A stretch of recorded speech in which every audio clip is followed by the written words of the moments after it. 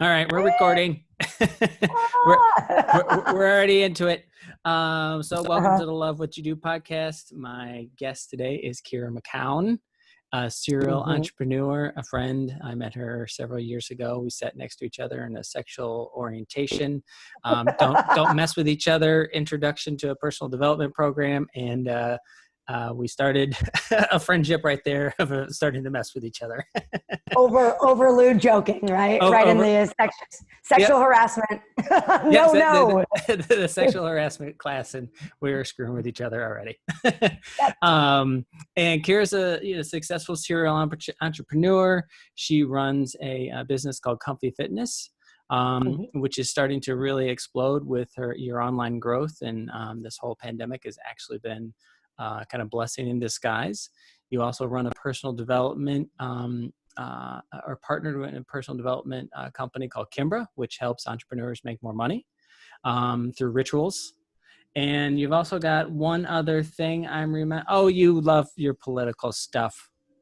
Yeah, I've always been an activist and organizer. I have, my first bout of activism was back in 2003 to protest the Iraq War. And then, I started, when I moved to Chicago, that's when I got really into it. And then I became an organizer in 2009. And all of that transpired into me doing political commentary on Monday and Wednesday nights for a company called Hard Lens Media in Chicago. Cool. So, yeah. So we're going to jump into your story because you weren't born out of the womb a fitness instructor. You've had some pretty big struggles, you share with me, and I know they're part of your story. Why don't we kind of just jump into, a little bit of who you are and your story, I don't want to say growing up, but I remember you sharing with me, the story of living out of your car for a while, right? Yeah, I like bringing that up, like, oh my goodness, it's like a lifetime ago, right? So I grew up a military brat, which probably also speaks to why I'm so interested in politics. My whole family's military. I was one of the only grandchildren to not go into the military coming up, although I almost did. I almost went as a drill instructor, hilariously enough. I would have been a good drill instructor, by the way. You kind of still are. A little bit. And I'm also really good at following rules and taking orders. So funny enough, I think I would have been great in the military. But, I actually got talked out of it by a friend back in high school. He was actually my boyfriend at the time. But he had been my best friend for some time before that. And he's like, no, you should go to college. And I was like, okay. And I was the first person in my family to go to college. And so that was a really big feat for me. Especially because at the time, my mom was a single mom. When my mom and dad divorced, we moved out of a nice neighborhood, went to a very rough neighborhood. My mom was making about $4.15 an hour, with my sister and I living in the home, and her still on and off supporting my brother, who's 7 years older than me. So it was rough times, and and my household growing up, when my dad was at home, wasn't very safe. After things shifted and my brother moved out and my mom and dad divorced, then it was just like kind of every man for himself. So my sister, who's 7 years younger than me, who also owns a business, and my brother owns a business too, by the way. All three of us became entrepreneurs. Crazy. So I was basically raising my sister for a period of time. From the time of 11 or 12 years old until I left for school right before turning 18. And I had decided at that time that I wanted to go to a private university, even though we were broke. Unless I got money or a massive loan, which I really didn't know anything about at the time, like many 17 and 18-year-olds don't know about taking out tens of thousands of dollars in loans and what that means in the future. But that's what I did. And the reason I decided I wanted to go to a private school is because all of my friends I was living in Iowa at the time, and all my friends were going to University of Iowa. And the way that I saw it, in my 17-year-old mind, and God, like, I don't know how I knew this at the time. And I thank my young self every day. And I thought to myself, you know what? I feel like just going with my friends to college is just going to be like 13th grade 14th grade. And I decided that like I needed to build a network. And that's where I went. And I was like, well, what kind of network do I want to get into? Well, I definitely want to get into a network of a private school, you know? And so that was where that decision-making came in. And I was very obsessed with becoming extremely successful. And that started at a really, really young age. And when I say successful, I mean financial freedom, leisure freedom, loving everything that I'm doing, loving every day. A good friend of mine from way back when I was young had me listen to a tape that we made together, and when we were in third grade. And in third grade, I was already like, I'm the richest woman in town, and I own all of the businesses. You know, so it was, you know, it's funny. You're like, Kira didn't come out a fitness instructor from the womb, but I do believe I came out of the womb in some way, like knowing what I wanted. And maybe that was just from experiencing my mom and my dad and their horrible unhappiness. And just thinking like, well, I know what I don't want, you know? But yeah, I knew that, in the realm of time, and then just in joy, just like expanded joy. And so I went to a private university and scraped by. I had 4 jobs in college. Where'd you go? I went to Bradley University in Peoria, Illinois. That's a good name. It's a very good name. It's a very good name. Very good. Very distinguished sounding indeed. I do declare. So I went to Bradley University. I ended up majoring in television and radio production because I wanted to be a political pundit at the time. Funny how things transpire. And like I said, I was working several jobs, some work study. I started at one point working in a bar as well once I was able to do that. And I paid my way through my sorority and through school, taking on loans. Ended up getting a scholarship later on that helped in my final 2 years. So my debt coming out of school was about $48,000. And I think my last payment is next month on my federal loan, which is amazing. It's like, oh my goodness, I'm 37 years old, just for everybody to get an idea of what that was like. You know, so I, at one point, because I so badly wanted to be a political pundit, I decided that I was going to intern, instead of in Germany. My minor was German. Instead of in Germany, I would go intern in DC and work around Capitol Hill. Yeah. And I did that. And I did that for almost a full year. And I hated it. I really, really hated it. First of all, Washington, D.C. was the first big city I lived in. And so, because Peoria is like a mid-sized town, right? And then I went to D.C. and it was my first big city. So that in and of itself was a good amount of culture shock. I was also dead broke, which would be very much the theme of my life for a while to come after that. And there were a lot of struggles inside of that. That this is the time, as you're pointing to, Brad, that I did have to live in my car for a stint, because I was in between an apartment that I was waiting for and housing from the college, and I really couldn't afford to go anywhere or sublease, and so I was crashing on people's couches. I was living out of my car, which was a nice Dodge Spirit, so it was fairly roomy. They don't make them anymore. And fire engine red. Nice. And, you know, I just made it work. And it's interesting because at the time, I guess you don't know what you don't know, right? Like I didn't realize that was like an original thing. You know, I mentioned that there was like not very much safety in my house growing up. I didn't realize that was not okay and not normal. And so a lot of that discovery came when, you know, a landmark, Brad, where you and I met. I had no idea that I had been abused as a child. I had no idea. That wasn't present for me at all. And just like living in my car for a few weeks at the beginning of the fall no, it was the beginning of the summer. It was no thing, I'm just going to live in my car for a few weeks. Not a big deal. And that's how I got through. That's kind of like how I fumbled through in life. After I didn't make it in DC, didn't make it. I hated it. Mm-hmm. I left and I was like, you know what? Maybe political punditry isn't for me. I'm not smart enough. I don't fit in. I'm too much of a goofball. I'm not an ass kiss. So that was really tough for me. And so I traveled back to the Midwest. I finished my senior year at Bradley. And then after the summer in Peoria, I just packed up and I drove out to Los Angeles.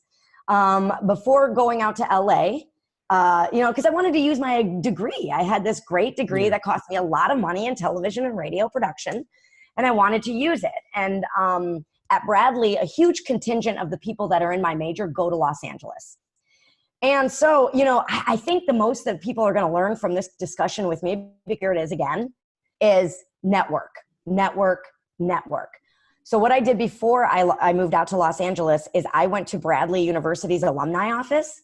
Yeah. And I found everybody that was living in LA that was a Bradley alum, and I personally called them on the phone. So that's how I spent a large portion of my summer, also working in a bar and partying my ass off. And I made a lot of connections through that. And again, it was just one of those things. It's like, well, duh, this is what you need to do. Yeah. It really did. It saved my ass. I moved out to LA with everything that would fit in my car and $1,200. I thought $1,200 was a lot of money at the time. I spent all summer saving it up. And this was 2004 now. Yes, 2004. Yeah. And with $1,200 in my pocket and my Dodge Spirit packed, I drove across the country to Los Angeles. I crashed on the living room floor of a Bradley alum. I met another Bradley alum that I hadn't known before through another Bradley alum that I ended up being roommates with, who is now my dearest, bestest friend in the whole world. Her name's Mandy Miller. She's an amazing instructor of fitness as well. You can check her out on the web. She lives in LA right now. And we became fast friends. And then within 2 weeks of moving to LA, I had myself an apartment, a job, and the rest was history. Now, my first job in LA, I worked from 7 p.m. to 5 a.m., 6 days a week for $600 a week. And my night off was Tuesday. Ooh, that's a good night off. Yeah. Everybody was ready to party. And I'm for anybody that doesn't know, I am a total party girl. I love going out. I love dancing. I love drinking. I love smoking weed. I love it all. So I'm indulgent in every sense of the word. And so this was a tough time for me because that social aspect of my life was very gone. And I also was, making up the amount of money that that I had lost on my travels. I had to borrow money from this stranger who's now my best friend, Mandy. I borrowed $800 from her to get set up in our apartment. And she didn't even know me, but because she knew me through another friend from Bradley, she trusted me enough to give me $800 on loan, which of course I paid her back. Always make good on your debts because you never know when you're going to need to take out more. Yeah. Your personal debts, fuck the banks. So, anyway, so I worked in Los Angeles. I jumped from production job to production job. And again, there was a lot of scheming in my head about networking and like, where do I get in? Where do I go? Who do I talk to get a kind of job that I want? And one day, a Bradley alum emailed me and said, hey, I'm emailing a bunch of people that I know for this opportunity. I was working at Cartoon Network as a gopher, as a PA, an office PA, getting coffee for people, doing things around the office. And this email landed in my lap, and it was a forward from a forward. And, Adam Cohen sent it to me, and I was like, hey, look at this. It's a call for an on-set production assistant to the executive producer of Nickelodeon. At Nickelodeon. He was the guy responsible for Kenan and Kel, all that, iCarly, Zoe 101, Drake and Josh. And so I took a long shot and I called. I was big on calling back then. I just pick up the phone, I called the number on there, and I left a message. And I think that I just also have the kind of voice that just sounds confident, even if I'm not, because it's so loud and unabashed. I know, right? Like, roar. And then I wrote an email after I left the message, and I said, hey, here's my resume. I just left a message. I would love to be interviewed for this position. And they got back to me, and right away too. And they're like, well, who do you know on set? Who do you know that works on the set? And I was like, well, I got this email message from my friend Adam Cohen. And they're like, we don't know him. Who'd he get it from? And I was like looking through the email, and I was like, Michelle so-and-so. And they're like, all right, well, could you come for an interview today at 6 p.m.? Now, mind you, for those of you who know Los Angeles, I was in Hollywood, and their offices were in Malibu. And the interview, 6 p.m. was about, I think it was 2.5 hours away at the time. It's about the time I had to drive. I had to be at work until 5. So here's what I did. I'm sure this is going to be very on the level. I went to my boss at Cartoon Network and I said, hey, I have an opportunity to be an on-set assistant for an executive producer at Nickelodeon. I need to leave early. And she said, okay. And that was it. I got out of there. On my drive home, I called my roommate, best friend, Mandy, and I said, will you print off a resume for me and put it in a nice, leather folder, and put it right by the door because they're like, bring this, And there's a part of me when I look back on the story that thinks they were setting me up for failure. I mean, they know there was no way I was going to make that interview, so I busted home to I lived around Beverly Hills adjacent area and Beverly Hills Junior. Yeah, exactly. Grabbed the folder and then dashed out to Malibu. I got up to it was at Pepperdine University, which is at the top of a mountain. I got up to the top of the mountain. I was amped because I had 10 minutes to spare still. I couldn't believe it. I get to the top of the mountain. I take out my phone to call the number they told me to call, to get the golf cart to come and get me, to bring me to the offices. And I had no cell service. Oh. And in fact, no one had cell service up there. And the production knew that as well because they had to get special cell phones for the production. So to have me call them at the top of the mountain seemed like an impossibility. Anyway, I didn't know any of this at the time, but I did see a light on in a building. So I busted ass over there. I get inside the office and I was I was in a frenzy. And I saw these students sitting there and I was like, hey, do you guys have phone number for the Zoe 101 offices on campus? And they're like, yeah. And I was like, can I use a phone? And they were like, sure. And so they gave me the landline. I called the number and they sent the golf cart out to come and get me. Nice. I got in the golf cart with Noah Zingarelli. And he looked at me and he was like, are you sure you want this job? And I was like, what does that mean? He's like, this guy's a nightmare. And I'm like, okay. I was like, yeah, I think I want this job. I went, I interviewed. I got it the next day. They didn't even call me for a follow-up. I got the job. And I went on set, and lo and behold, Dan was a handful. Very much so. There was a lot of getting used to for me, but ultimately in the end, he ended up hiring me as his personal assistant.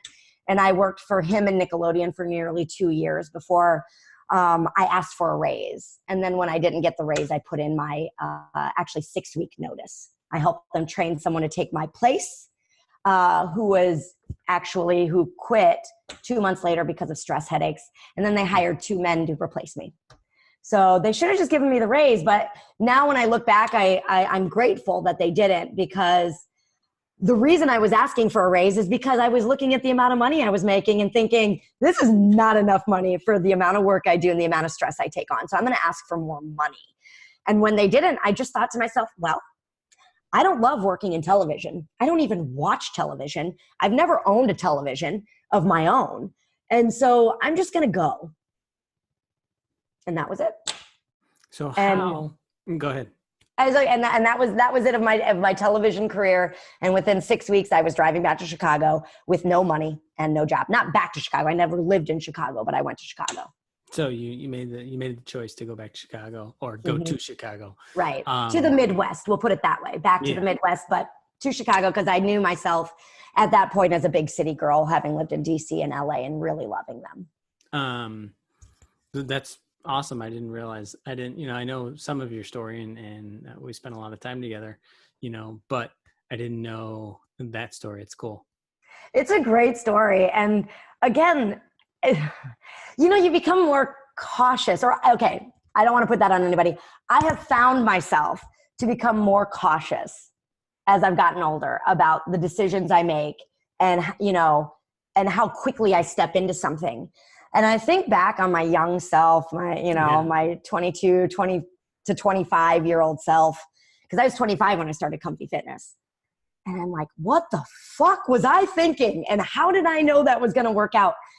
And I think that it's not about knowing whether or not it was going to work out. I don't think that ever crossed my mind that it wouldn't. And so faith and confidence. Yeah, faith, confidence. When Carrie and I decided to start personal training, a personal training business together, one of the things I said was, well, I've never failed at anything and you've never failed at anything. So I don't see why we would fail at this. And I never made a single high school play, even though I auditioned for every single one. That's a failure after a failure after a failure after a failure. And I never saw it. I never saw myself as failing anything, even if I didn't succeed the way that I thought I should have. And I honestly think that those blinders on what failure is what catapulted me into the life that I live now, which is maybe the most blessed, blissful, outrageously, I always want to put the word lucky to it, life that I could imagine living, honestly. So pretty cool. Yeah, it's amazing that that living into failure thing is definitely, it's a real thing. Mm-hmm. And it's, if you're working on something and all you see or fear is failure, then that's all you'll see is failure. Yeah. You mentioned, Brad, earlier that, my business has started to take off, and we started live online services 2 years ago. And up until March, we had 24 users online. We did, and we worked on that for 2 years. And we really had a vision that this could be something that succeeds. And we just never let up. And then what happened, and everybody knows what happened. We all got sheltered in place, and everybody had to come up with a different solution to their gyms. And there we were. We were ready and waiting. And had we just said, oh, this is so much work and it's not succeeding, then I see that we would have been in a scramble like every other fitness organization to get our shit together. And we weren't. We saw the value in what we were offering, and we were just insistent that people weren't educated enough on what we were offering. So it was all about education and marketing. And it wasn't that we had a bad product. It was all about the education and marketing of it. Yeah. And I think it forced people to realize that there's value in it, Yeah, you absolutely. know, how, I guess the one question that comes to mind is, where was the pivot into fitness? Where did you discover that was what you love to do and love to teach, and, your bigger, fuller expression? Yeah. Yeah, that's a really good question. I started exercising at the age of 12. That was the first time that I had ever, this is funny because I don't even do weight loss in my fitness offerings. I'm a pain reduction specialist, but I started exercising at the age of 12, mostly just because I wanted to wear spandex and I Me wanted to be just too. like Oh, Denise Austin. Yeah. But I loved the like spandex. Oh, see, I love the spandex with the big belt. So now I get to dress like, like a fitness instructor every day. And I just always loved the fashion. I know it's silly, but that was what got me to start working out at 12. And then at 15 is when I gained my first amount of substantial weight. And that's when I started taking exercising very seriously. I was, by the time I was a junior and senior in high school, I started getting up at 5:30 in the morning to hit the gym. And then I would go to school after that. And then I would work out after school. I was either lifting, in the morning and then, running in the evening or whatever. And I did this all through high school.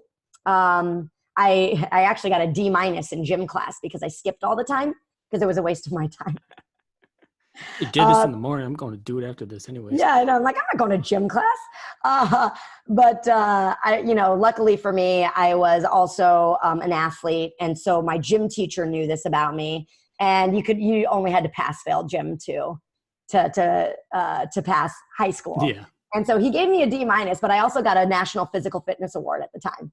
And he was the Cool. one that submitted it. So the gym teacher that gave me a D- also submitted the nomination for a National Physical Fitness Award. For So dang good. yeah, absolutely. He's like you're in the gym every day for no reason, other than your own, own volition. So I've always been into fitness. When I lived in LA, I had a membership. I was a regular exerciser. I discovered yoga then. I love yoga. I'm not a yoga instructor, but I do love yoga. And then when I moved to Chicago, I left television. I had no idea what I was going to do. I was just like floating around. I got myself my gym membership almost right away when I got to Chicago, because what would I do without a gym? And I got a job working at a sushi restaurant because I had, since high school when I worked at a 50s diner, and then in college when I worked at a bar, I had serving experience, and the service industry in Chicago is incredible. And so I got myself a job at a sushi restaurant, fine dining. And then I was just living life. I was, figuring things out. And I was on the phone with my dad, who actually passed when I was 25 years old. He and I were chatting, and he was like, Kira, you get up in the morning and you go to the gym and you work out. And you come home, you get ready for work, you go to the job, and you work until, 11, 12 at night. And then you go out and you party with your friends. And then you get up and you do it again. You go to the gym, and he's like, why don't you just get paid to go to the gym? And I was like, okay, you can do that? Like, How do you what? do that? And so he started actually helping me. My dad was a huge piece of the puzzle here. He helped me get a loan from the GI Bill because he was deemed unemployable due to his service in the Army. And so again, it's this like luck thing, right? I don't think I could have gone to the school that I went to for personal training had I not had that opportunity. And I took that opportunity, and that's where I met my business partner. And it's a really great school in Chicago called the National Personal Training Institute. And if I hadn't gotten that personal training, I definitely wouldn't have started my own business, because that school really sets you up to run the gamut on whatever you want to do in the fitness industry. Do you want to work for a gym? Do you want to do management? Do you want, all of the things you could do, they really dive into in this schooling. Not to mention, I wouldn't have met Carrie, who is like basically, my platonic lifelong partner. And we were going to start a fitness business with 3 other guys in our class. We were talking about all going in on a big fitness space that we could all share together. And I found over my course of that class and of that certification that they weren't horribly dependable people. And if you're thinking about taking on a business partner, I would say the number one thing you want to look at is whether or not you can depend on them.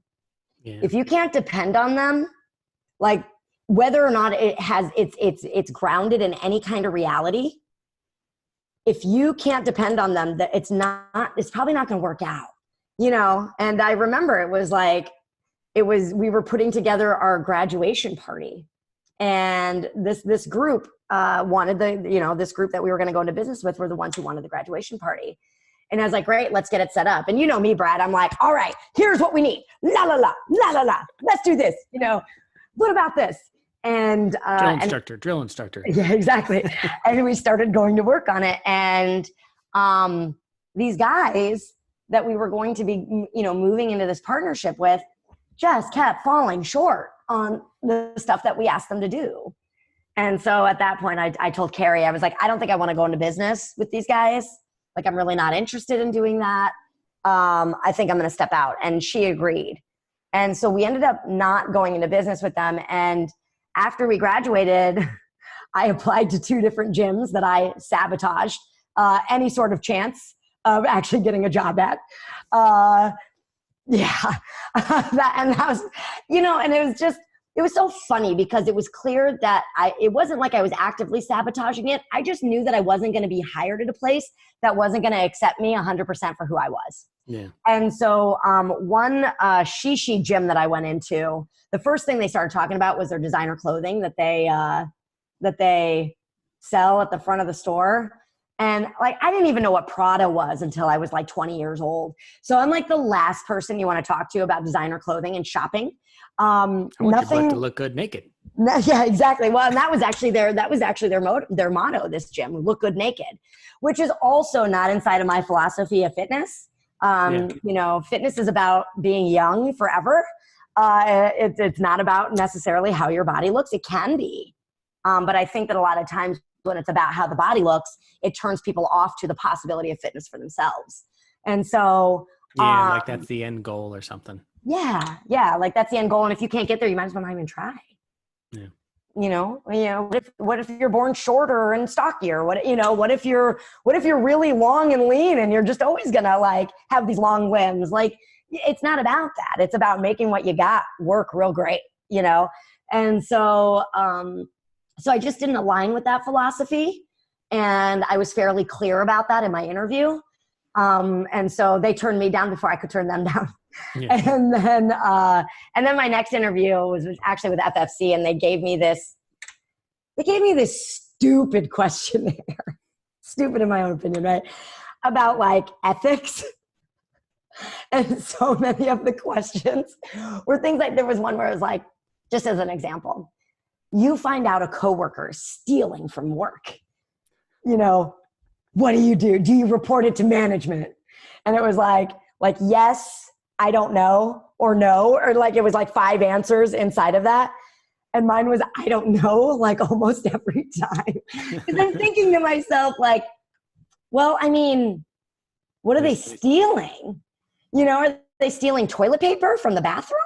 Because I'm probably not going to report that. Are they stealing money from the register? Well, that's a different story, right? And so in my mind, I'm just like, this isn't a complete enough story for me to act. I knew the answer they wanted. Yeah. That's not me. I'm not going to say, yes, I would do that. No, hell no. I probably wouldn't. Let's be real honest. And so, I filled out the questionnaire, and they decided not to hire me. Really? Really? And so I got back in contact with Carrie. This was maybe 2 months after we graduated. And I said, hey, how's it going? And she's like, I haven't even applied to a single job yet. And so I was like, okay, we need to do something. And so we got together in my kitchen at the time, and we decided that we were going to work with each other to build a personal training company.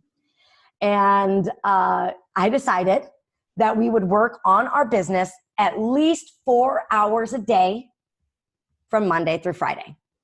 We didn't know what we were going to be doing inside of that time. Neither of us had ever owned a business. Neither of us had gone to business school, but certainly there was enough work for us to be doing at least 4 hours a day of work on, which now I kind of laugh at because I'm like, I could get my work done in 2 hours today, you know, and of course then see my clients. But back then I was like, you know, and we held ourselves really accountable to that 4 hours for a while until we had actually enough work to be like, okay, no more.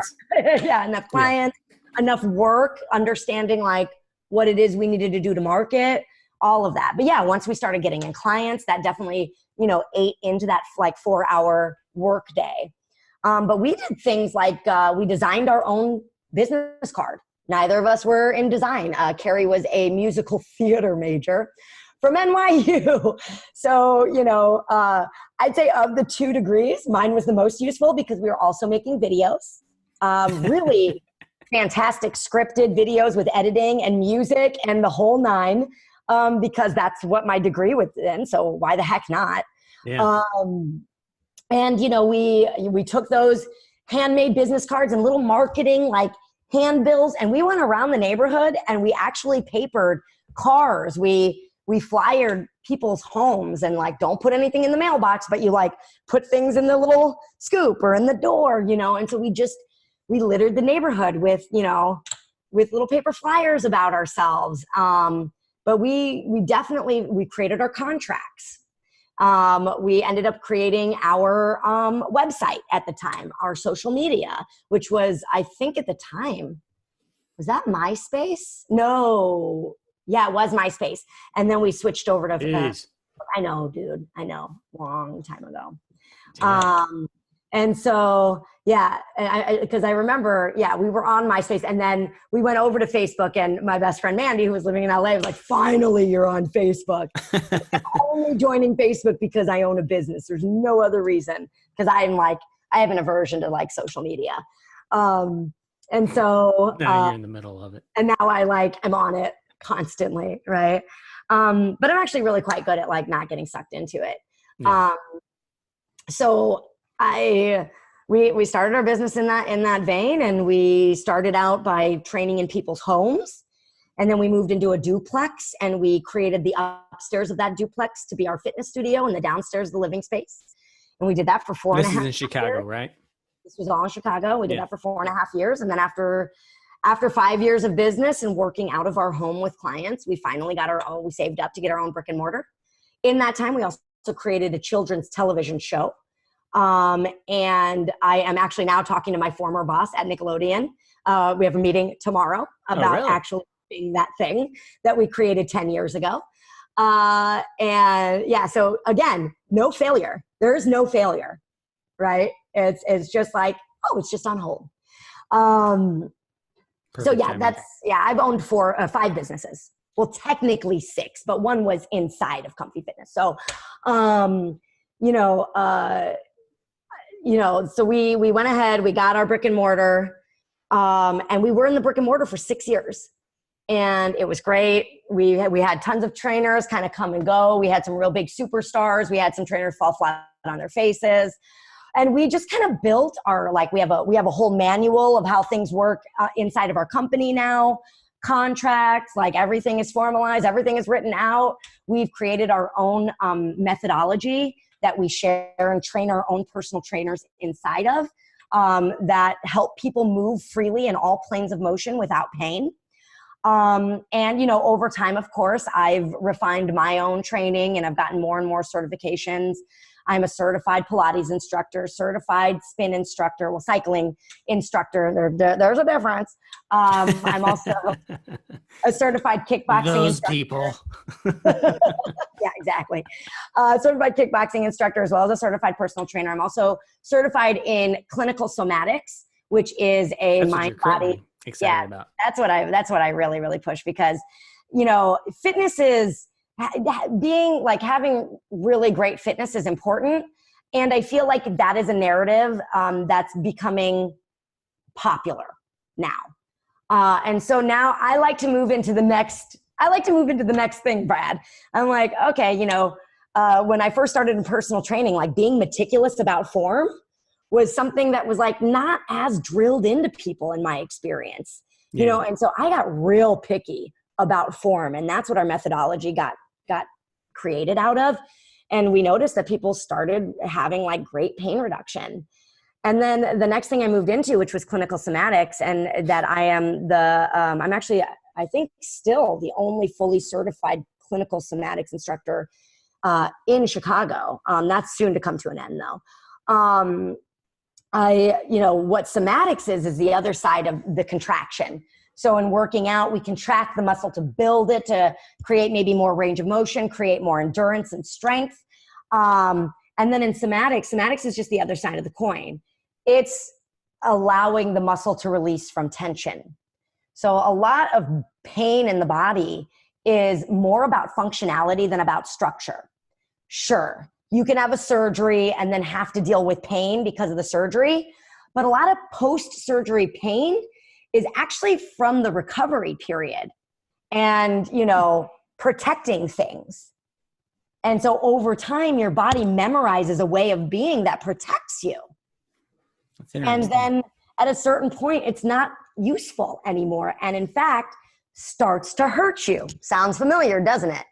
It's basically the body side of transformational work. And that's what got me really into it. I skipped over a huge turning point in the business and in my life, which was in 2014 when I did Landmark.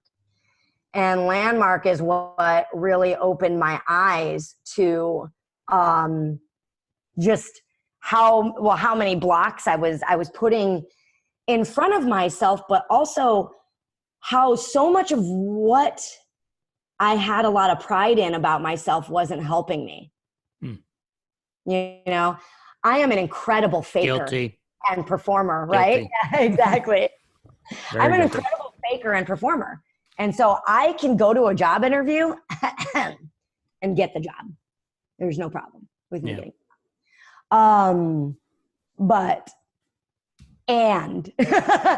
and when one does that in a context of like, I really want this to be a huge success. Yeah.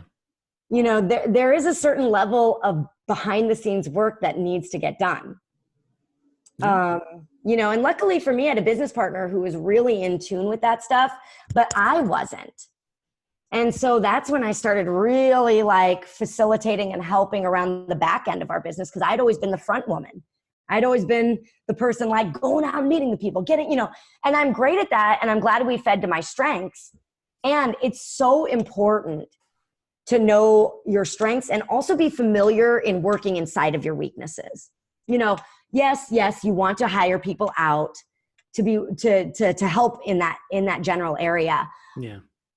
And if you don't know how your own business works in the back end, I really think it behooves one to know that, even if they don't think it's something that's important for them.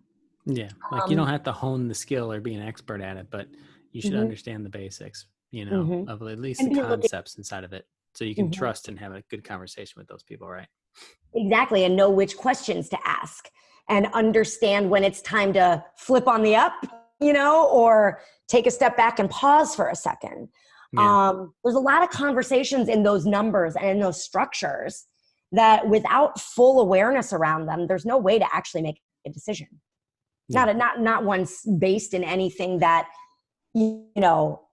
is grounded in reality. And so that was one of the very first big things that I got from Landmark was like, yay, I get to be a front man and I'm great at it. And that's all good. And there's a whole back end part of things mental blocks that need to be addressed. Yeah.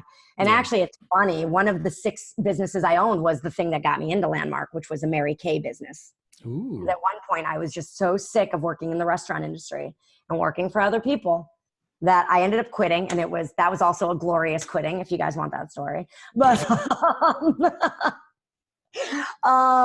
and I decided that I was going to start a Mary Kay business because I wanted something really simple that I could just make a good amount of money, not have a boss, and could do on my own time. And I did really well as a consultant, so well that I became a director after 3 years of consultantship, but I sucked at being a director. It was awful. It's a whole new game when you're at that level. And I had none of the back end skills to do it. I had nothing set up. I had no idea, and building a team and keeping people motivated and keeping people jazzed about what they're doing in life. I had none of those skills.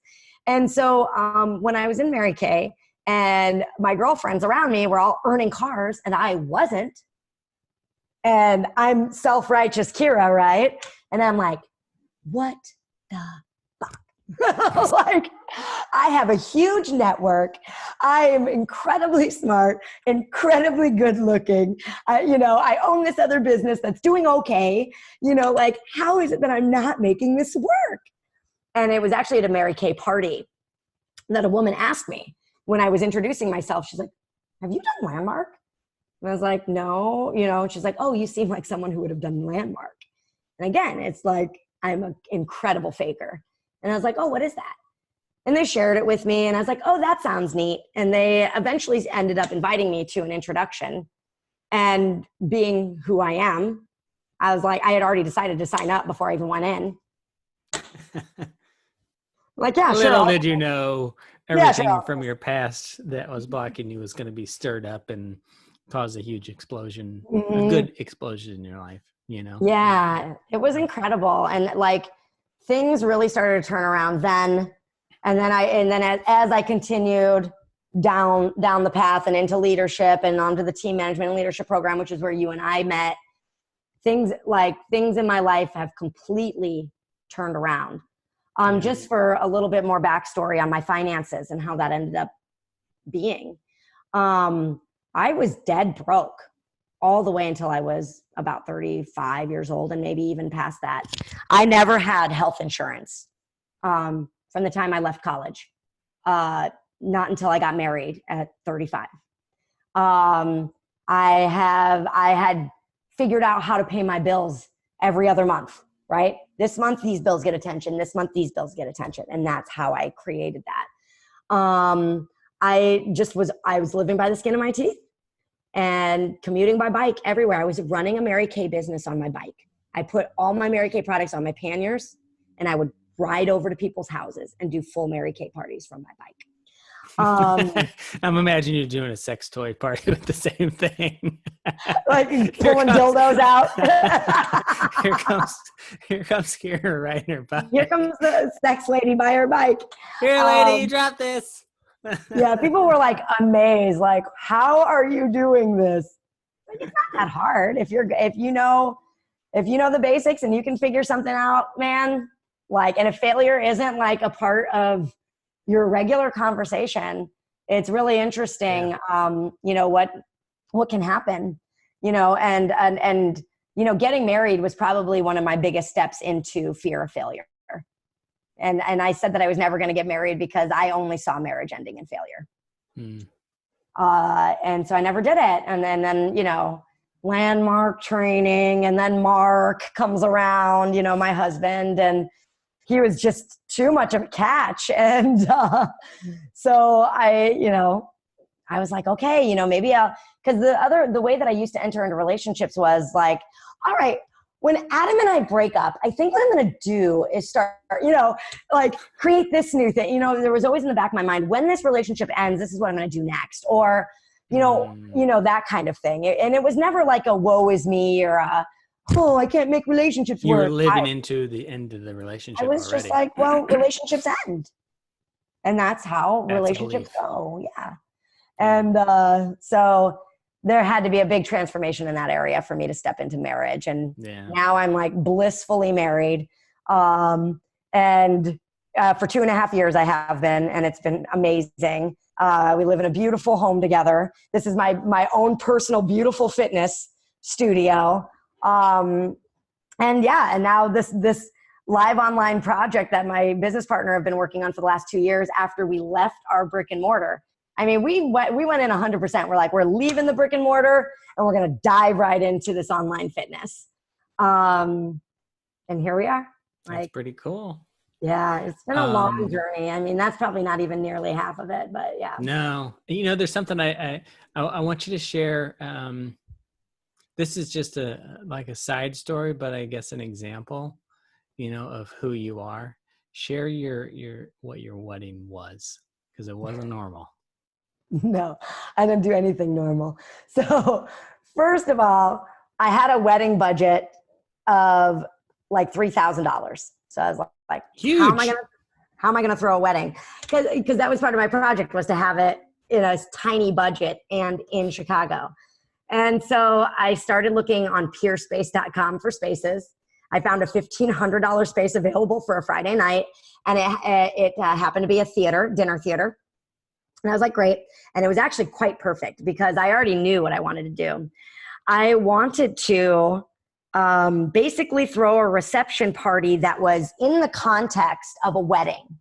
So it had all of the traditional parts of a wedding that I love, because I love weddings. It's my favorite social gathering, which is funny because I never was going to get married, but I had caught 8 bouquets, Brad, because it's like, I will catch that bouquet. Ruin everybody else's chance of getting married too. But I wanted all the fun parts of a wedding, but I wanted it inside of a variety show. And I wanted mine and Mark's friends, who are all like basically from the theater, to perform. So, we opened the show with a theater company called Babes with Blades, where basically I had to rescue the groom from them. And we had a big fight scene right at the beginning. Kind of like WWF, wasn't it? It was, yes, it was very much. And I was wearing this fabulous, like skin tight ivory onesie. And my hair that's when I had long hair. It was like huge.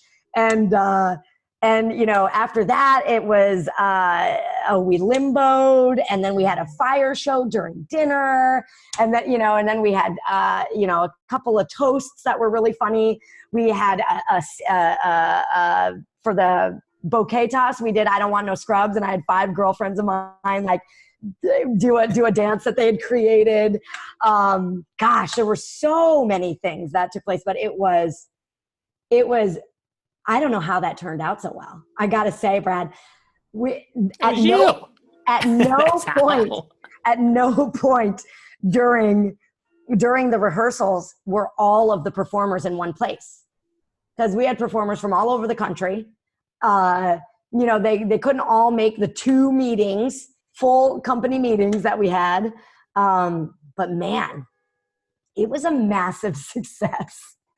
And I ended up, as far as my budget's concerned, I did not make it. I actually doubled it. I wanted a full bar. And they, and they wouldn't let me bring booze in from outside. I asked. and so I had to, have the tip provided for, and all of that.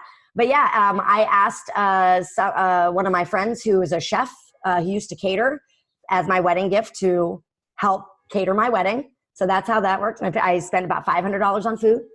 And like all of the performances were the wedding gift that they were giving. And it was like probably one of the most memorable nights of my life. Well, memorable and unmemorable later on in the night.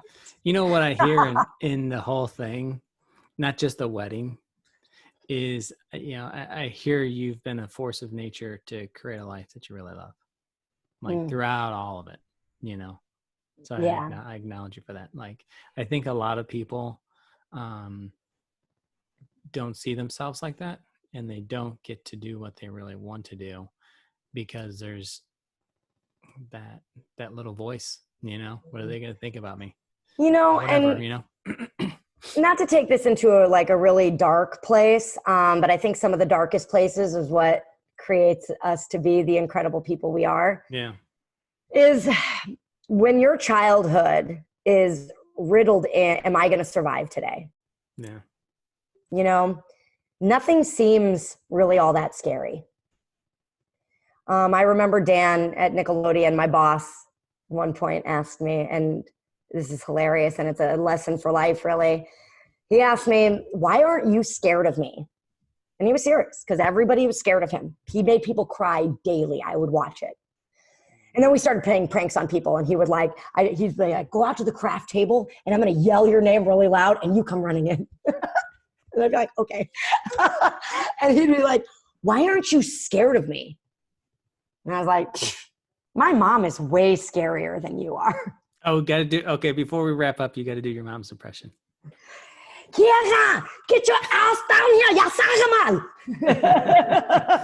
I have a German mother. Japanese. I mean, German. I have a German mother who, she's not very frightening anymore at all. And she was scary growing up. And so, yeah, I was like, man, my mom is way scarier than you.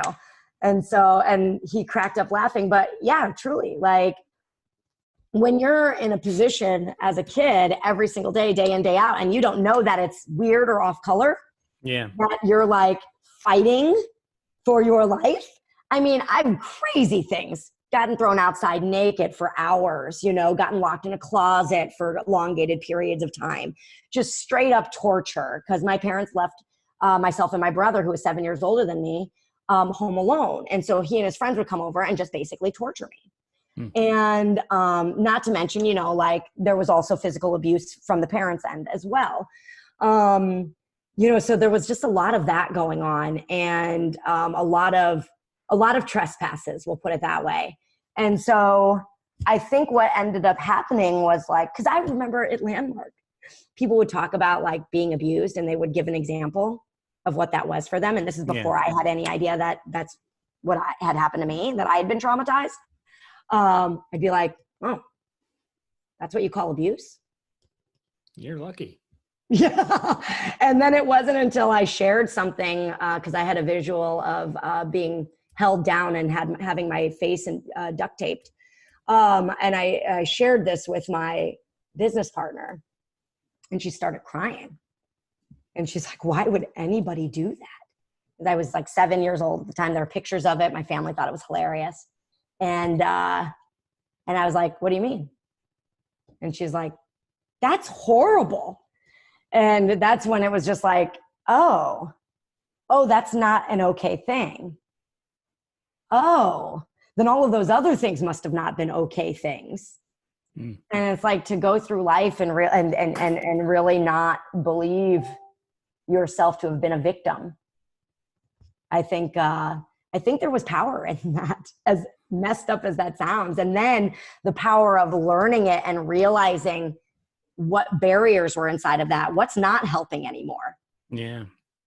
And then shifting those things. Yeah. I think too, that's just a really great reminder of like, you ended up on the positive end, and persevered through it and didn't know, but there's a lot of people that went through the same thing.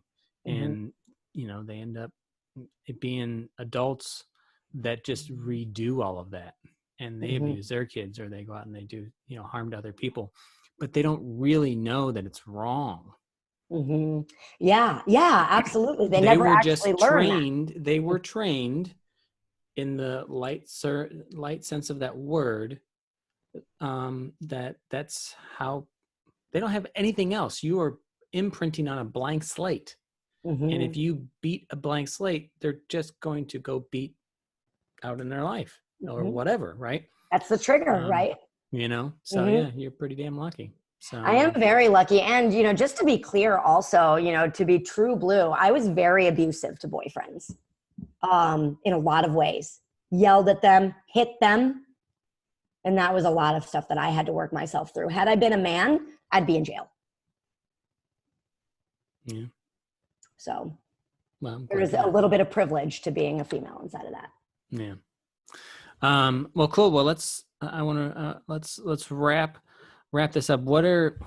In the spirit of like someone that's listening and, they want to go out and do something that they love, what are your, last final thoughts? There's so many. And if there's something that you love in life, and it's clear to you that that's in a direction, you don't need to be clear that that's the thing, but the direction, just go for it. And you don't have to go in 100%. I had 3 other jobs at one point outside of my business. You know, it's not about risking everything to go do something. You know, it's about taking the steps toward joy and out of fear. We see a lot of fear these days. We see fear inside of who we're electing, you know, for president. We see fear in people like losing their jobs, not having enough. And that's real. That is real. And when you dictate your life based in that fear, you're just going to get more of the same of that stuff. Yeah. You know, so there is a way to ask, like, what makes me joyful? And then bringing in just a little bit of that daily. Remember the 4 hours a day. You know, you don't have to do it 4 hours a day, but bring it in daily. What makes you really joyful? You know, and it doesn't necessarily even have to be a business that brings you joy. But it's fun to make money doing things that are fun. Like, I'll tell you that right now. It's a lot of fun. And why not you? Why the fuck not you? Yeah, why not? So exactly. Yeah, that's the way I see it. And right now is a great time to do it, especially if you're getting unemployment for the government. Like, get out. Now is the time to act. Try it. Yeah. You know? Like, do it. And please, you know, if anybody listening to this podcast wants guidance and wants help inside of creating a business, it is one of my life's pleasures to help people do the things in their life that they love to do. And so, you know, you can reach out to me, ask. I do run a company that helps entrepreneurs actually create profits from their businesses. And so, and we do that through 3 weekly rituals. Very simplistic. It is not rocket science. Rituals in regards to money, in regards to leads and contacts, and I'm the time bender in regards to time. So, well, you perfectly transition that. Yep, there you go. So people can find more of Kira, and if you want to watch her and you want to sweat your butt off with her, you can go to comfyfitness.com. That's right. And what is it? Kimbra.com? Yeah, thekimbra.com. Okay, so TheKimbra.com. That's right. All right, cool. And yeah, thanks, Kira. You're awesome. Thanks, Brad. Thanks for asking me to do this. The story that I have is so long, and there's so many like ins and outs and places that I've been. Yeah, exactly. So it's really fun to reflect on some of those memories that I hadn't thought about for a little while. Yeah. Like staying in my car, that I was like, oh yeah, I did do that. So well, that's been part of my seeing you as inspirational. So that's really cool. So yeah. Thanks. All right, cool. Well, thanks, Kira. Appreciate you. Thanks, Brad.